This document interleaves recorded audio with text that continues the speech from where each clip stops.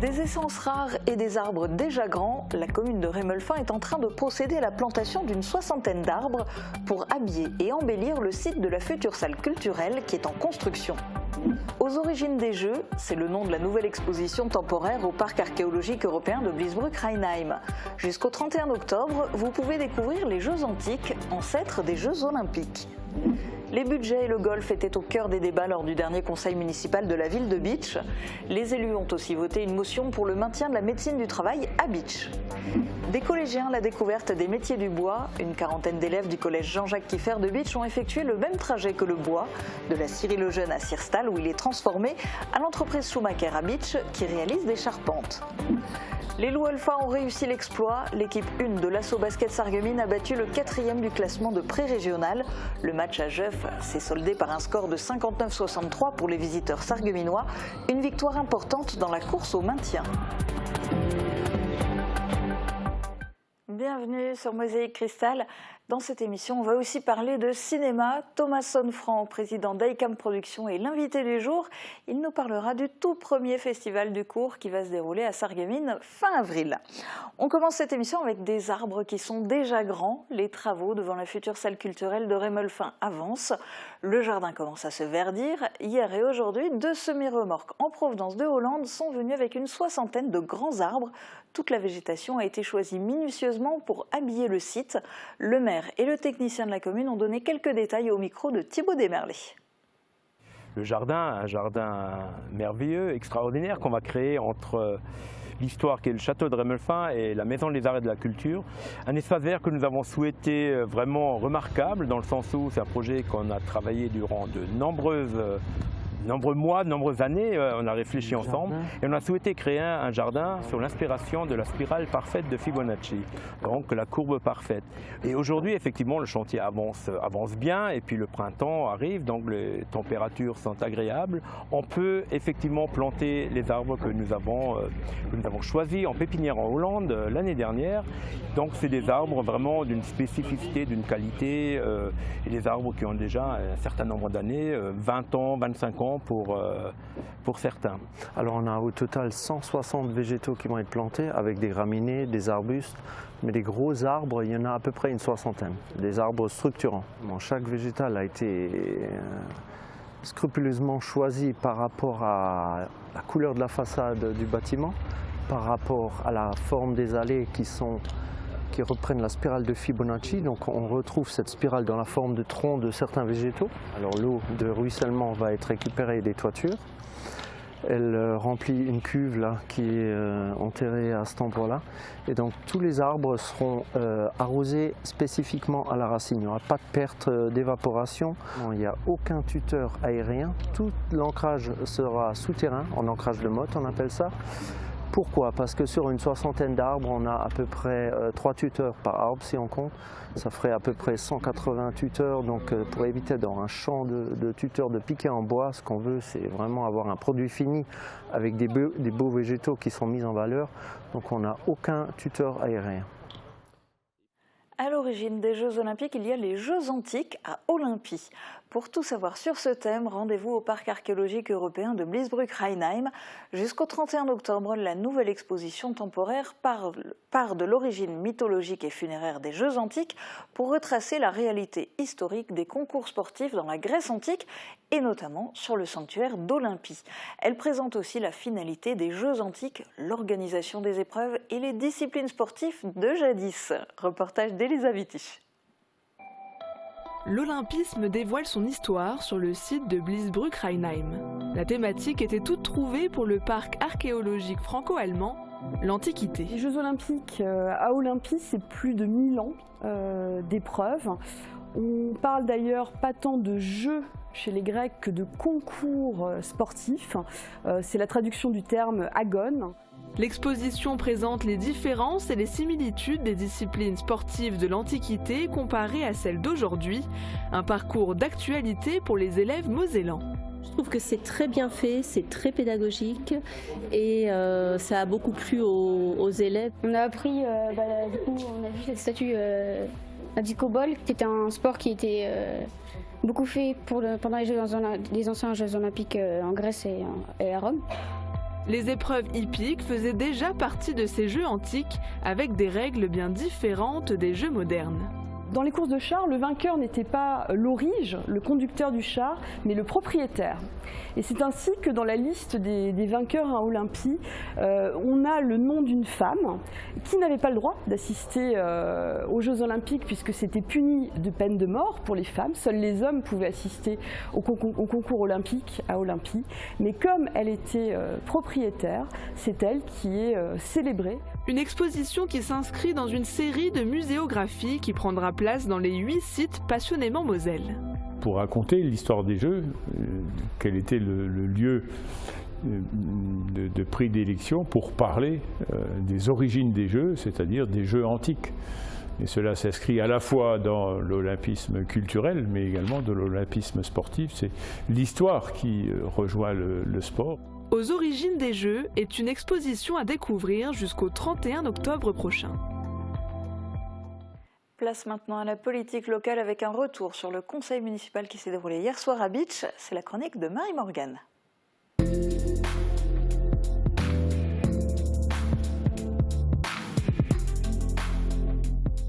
Marie-Morgane, cette saison, après la Casque et la ville de Sarreguemines, à Bitche aussi, on a beaucoup parlé de chiffres.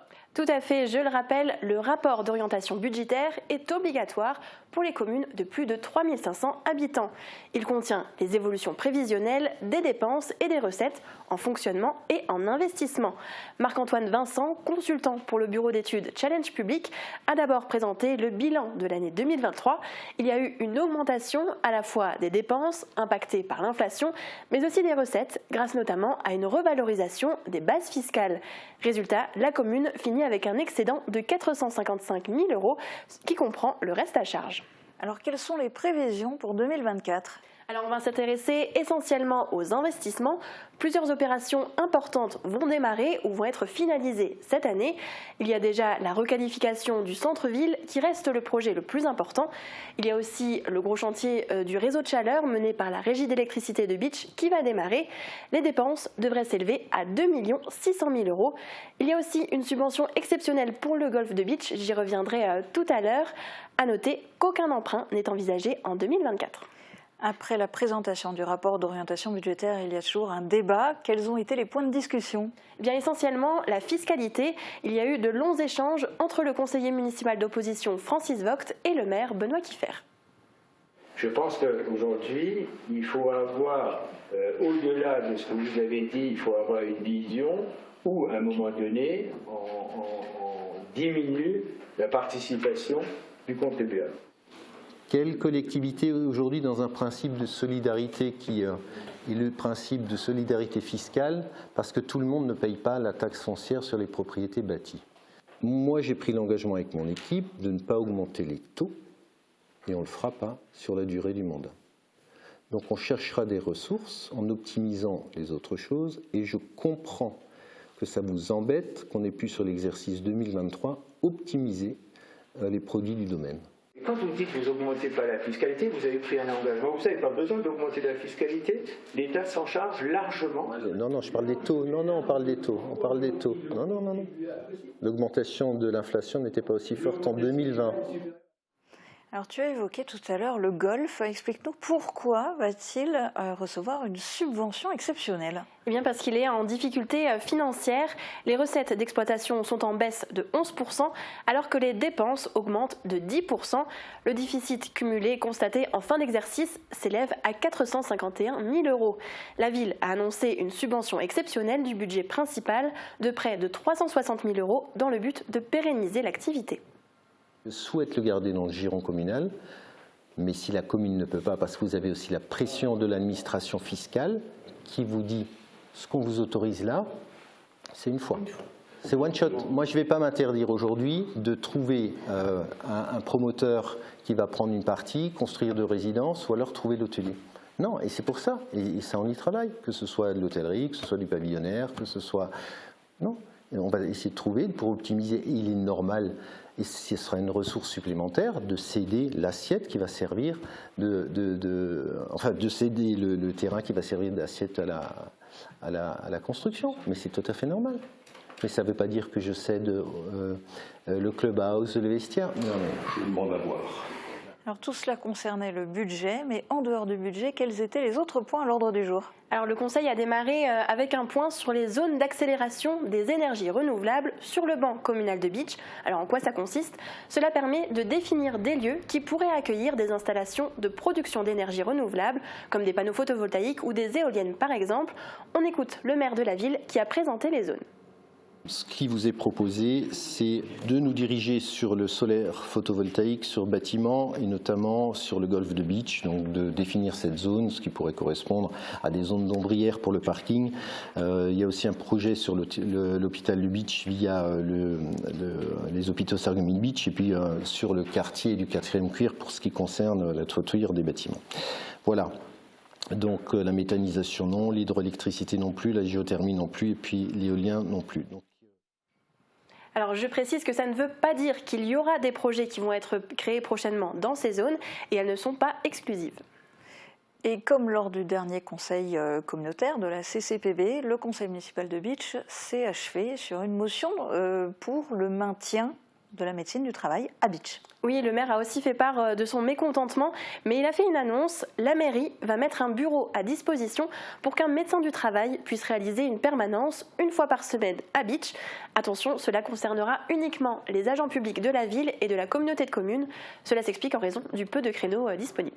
Eh bien, merci Marie-Morgane pour toutes ces précisions. Et ce soir, eh bien, c'est justement au tour de la communauté de communes du Pays de Bitche de plancher sur les budgets. Découvrir les métiers dans les livres, c'est bien. Allez les découvrir directement en allant à la rencontre des professionnels qui les exercent. C'est évidemment beaucoup mieux. Et c'est pour ça que l'Éducation nationale demande au collège d'organiser des événements pour permettre aux élèves de découvrir les métiers. Illustration dans le Pays de Bitche avec ce reportage de Mathieu Bernard et Guillaume Dumontail.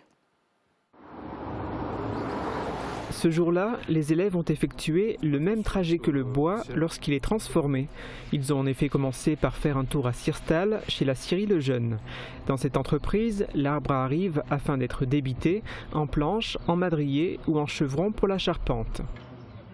Direction Bitche ensuite et l'entreprise Schumacher où le chevron subit sa deuxième transformation avec la mise en place des encoches, des perçages, des longueurs régulières pour obtenir un toit ou une ossature bois. Ces élèves ont découvert l'ensemble de ces étapes et la grande variété des professionnels qui travaillent dans une même entreprise.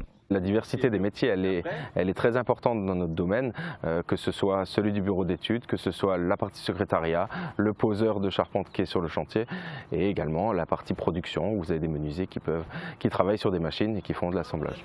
Chaque salarié a pris le temps d'expliquer aux collégiens en quoi consiste son travail. C'était intéressant parce que dans la vie de tous les jours, on rencontre plein d'objets en bois et savoir ce qu'il y a derrière, c'est intéressant. J'ai trouvé cette visite très intéressante. On a appris plein de choses comme des métiers menuisiers, charpentiers, etc. On ressentait la passion qui anime les professionnels dans leur travail, un dynamisme qui aura peut-être fait naître dans l'esprit des ados une vocation et l'envie d'exercer plus tard un des métiers de la filière bois.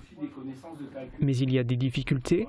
Pour certaines activités, il faut en effet étudier dans des endroits qui se trouvent assez loin de Bitche. Dans les domaines un petit peu plus poussés comme la partie bureau d'études, on aimerait qu'il y ait des formations qui soient plus proches de nous et qui justement, comme Bitche, pourraient justement se lancer dans ces formations sur la filière bois. Les personnes qui veulent s'investir dans ce genre d'études doivent aller soit à Montigny, donc près de Metz, soit à Haguenau. Donc c'est vrai que ce serait intéressant d'avoir une filière bois au lycée à Bitche.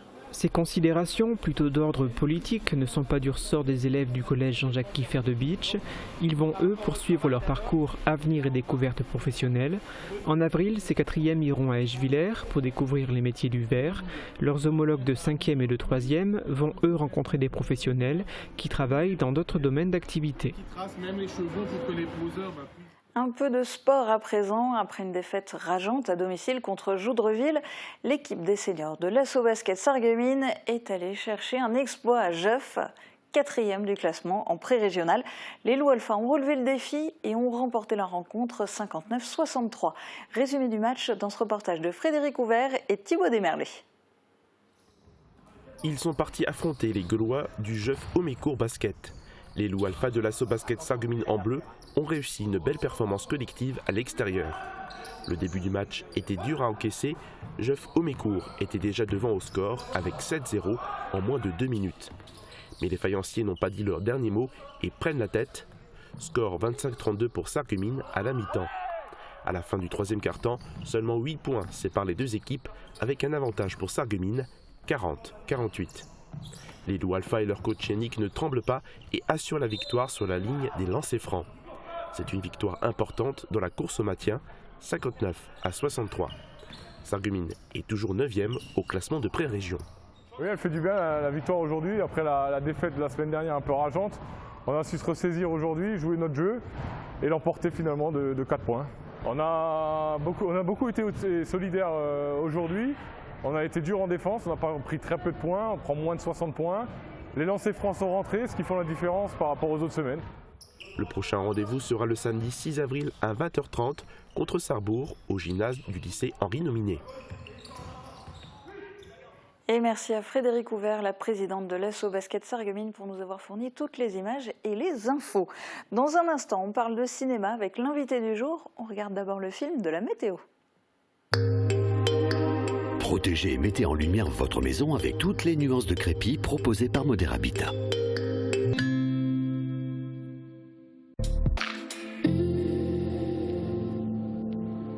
Bonjour tout le monde, aujourd'hui le temps est malheureusement pas de la partie, mais on se retrouve pour le 3e jour de notre grand jeu de Pâques et aujourd'hui je me trouve dans le Pays de Beach à Gutsenbrück. Et plus précisément devant la chapelle des Verriers qui se trouve en face de la place centrale qui était anciennement la verrerie. Ces jolis décors témoignent de l'activité passée du village et ça m'a l'air d'être une cachette idéale. Je ne vous en dis pas plus et on se retrouve tout de suite après la météo. Pour demain, on retrouvera un temps gris et pluvieux en matinée, mais le soleil sera de retour dans l'après-midi. Mais ce n'est pas pour autant que les températures vont remonter. Les minimales iront de 5 à 6 degrés et les maximales de 8 à 10 degrés. Demain, nous fêtons les Gontrans et il fera jour de 6h16 à 18h56. Le paquet est caché, le compte à rebours est donc lancé pour le retrouver et n'oubliez pas de m'envoyer une photo quand c'est fait et je la partagerai avec plaisir. Et sinon pour demain, on m'a suggéré de venir à Bettevillers. Alors les Bettevillérois, soyez à l'affût. Bonne chance à tous et à demain.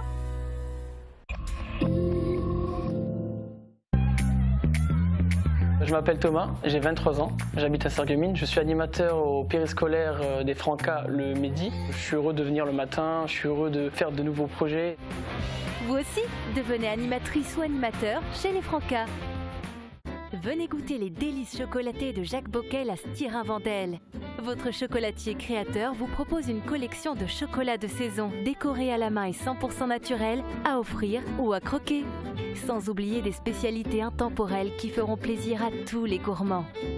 Jacques Bockel, c'est 100 mètres carrés de chocolat d'exception à Stirin-Vendel.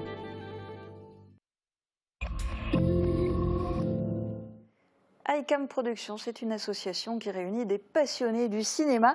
Alors on vous connaît surtout pour les réalisations de courts-métrages, l'organisation de séances spéciales aussi au Cinéma Forum de Sarreguemines, en présence de comédiens ou de réalisateurs. Cette fois, vous vous lancez dans l'organisation d'un festival, le Festival des Cours. Comment est venue cette idée ? Alors en fait, l'idée du Festival des Cours, elle est assez folle parce que c'est la réunion qu'on a eue commune entre deux associations. Et en fait, l'idée, c'est de mettre en place un festival pour permettre d'avoir une plateforme dans le Grand Est. Donc on a Strasbourg, on a Metz, on a Nancy. Et l'idée, en fait, c'est de réunir des personnalités du secteur du cinéma et de pouvoir organiser un festival avec des films produits, autoproduits, réalisés par des professionnels ou des amateurs. Voilà. Et puis pour l'organiser, ICAM Productions n'est pas seul, il y a aussi le Rotaract. Alors son président ne pouvait pas être sur ce plateau avec nous aujourd'hui, alors du coup on l'a interviewé en amont pour lui demander pourquoi le Rotaract s'est lancé dans cette aventure.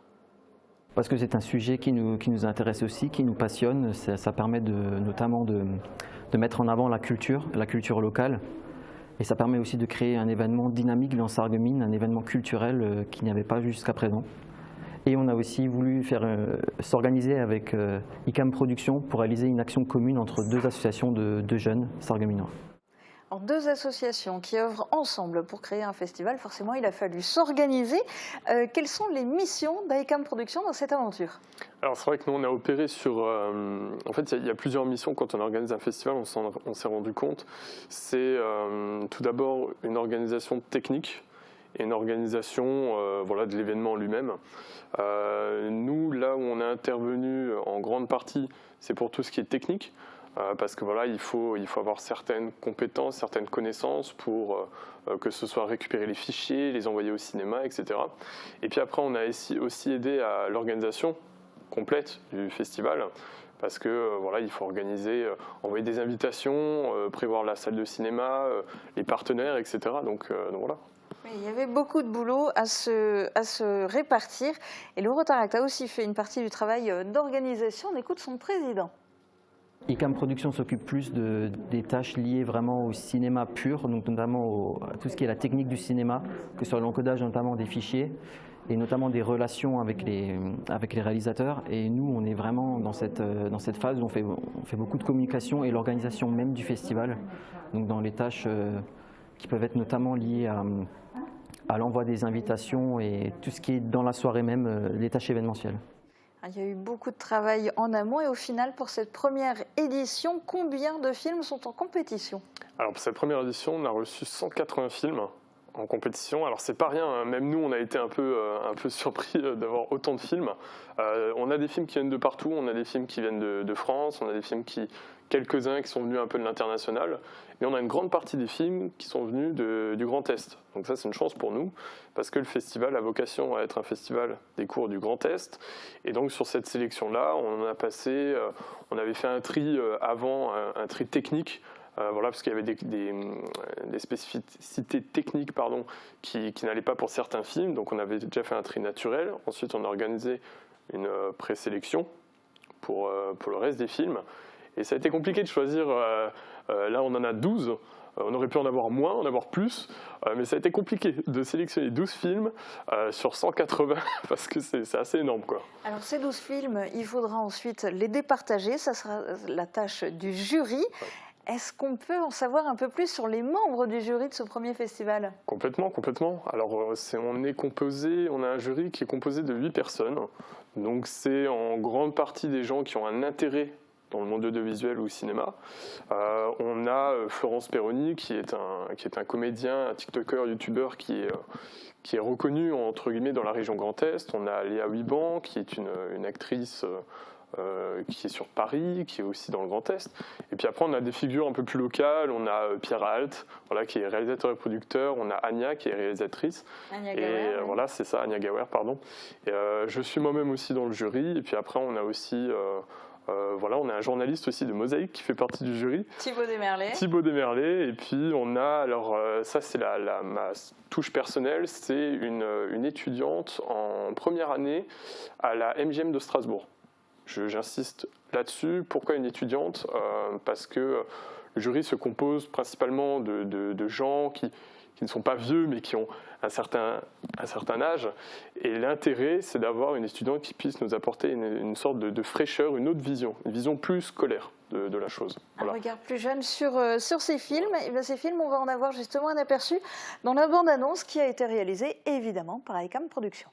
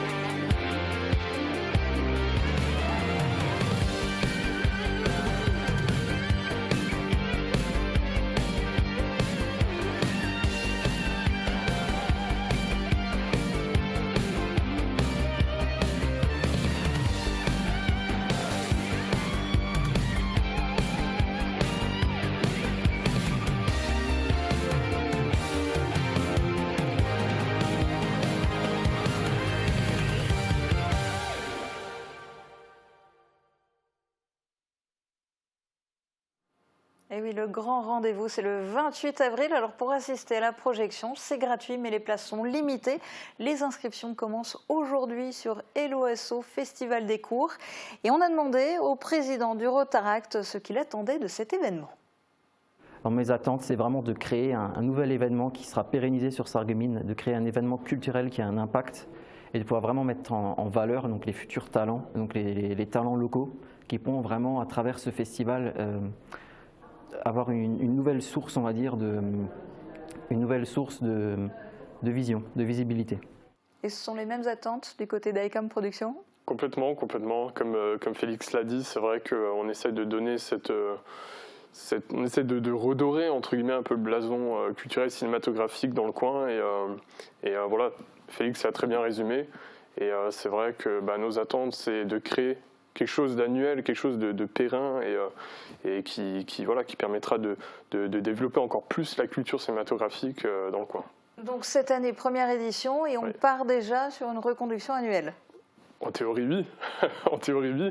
C'est vrai que nous, on prévoit, de notre côté, on est déjà en train de prévoir pour les éditions futures parce que c'est comme un festival, on est quand même dessus depuis bien un an presque avant de pouvoir lancer tout ça. Et puis c'est toute une organisation, donc je pense qu'il faut s'y prendre relativement tôt. Donc quand on aura passé la première édition, on va se prendre 2 semaines de répit et puis je pense qu'après on se remettra dedans à nouveau pour la suite, quoi. Il va falloir enchaîner. Mais en tout cas, bon festival. Merci. Et puis pensez à vous inscrire si vous voulez assister à la projection. Ce sera dimanche 28 avril à 18h au Cinéma Forum à Sarreguemines et donc sur Helloasso avec la page qui est dédiée au festival. Et puis dans l'immédiat, j'ai d'autres suggestions de sorties à vous proposer. Vendredi soir, direction la Halle Verrière de Meisenthal pour le concert de sortie de résidence du collectif No. Ça s'annonce festif et avec de très beaux textes et puis avec une disposition inédite dans la boîte noire pour être au plus proche du public. Mardi soir, ce sont les profs du Conservatoire de Sarreguemines qui seront sur scène. Et oui, il n'y a pas que les élèves qui donnent des concerts. Une fois par an, ce sont les profs. Ce sera au Casino des Faïenceries à Sarreguemines mardi à 20h. Envie de bouquiner local, la commune de Lemberg réédite le livre de Jean-Marie Gangloff, l'ancien chef de service de chirurgie de l'hôpital du Parc. Il raconte son enfance dans le village de Lemberg, notamment pendant la Deuxième Guerre mondiale. C'est un tirage limité, alors attention, pensez à réserver votre exemplaire en prévente. Enfin, Cocorico, le film de Julien Hervé sera projeté vendredi à 20h à la salle culturelle François Mitterrand à Sarralbe. C'est organisé par la MJC. C'est évidemment bourré de surprises et de scènes cocasses avec Christian Clavier et Didier Bourdon en tête d'affiche. Et puisqu'on parle de films, direction les Cinéma Forum de Sarreguemines pour finir cette émission en découvrant le film coup de cœur de la semaine. Alors mon coup de cœur de la semaine, c'est un film français, La Promesse verte, réalisé par Édouard Bergeon, à qui l'on doit, il y a de ça 2 ans, Au nom de la Terre, avec Guillaume Canet, qui avait connu un très joli succès avec plus de 2 millions de spectateurs. Et là, La Promesse verte s'attaque au milieu de l'huile de palme, de la déforestation en Indonésie. Le film est porté par 2 très beaux acteurs, Alexandra Lamy, dans le rôle de Carole, la mère de Félix Moiti, qui est Martin au niveau du film. Et Martin se rend en Indonésie pour achever son mémoire sur la déforestation, sur l'huile de palme, qui crée tant de ravages, et qu'on présente, qu'on essaye de verdir un peu d'un autre côté, de par son usage. Et c'est là qu'il est pris dans un engrenage, suite à un événement qu'il n'aurait pas dû voir, et on essaye de le faire taire par différents stratagèmes, notamment pour l'inculper et le mettre hors jeu. Et ça va être le combat de Carole, la mère de Martin, de faire reconnaître son innocence et de le tirer des geôles indonésiennes. Donc un vrai thriller politico-écologique, mais en tout cas une très très forte impression sur grand écran, avec de très belles images de forêt, tournées d'ailleurs non pas en Indonésie mais en Thaïlande. Donc vraiment cette semaine, le film à découvrir sur grand écran, La Promesse verte.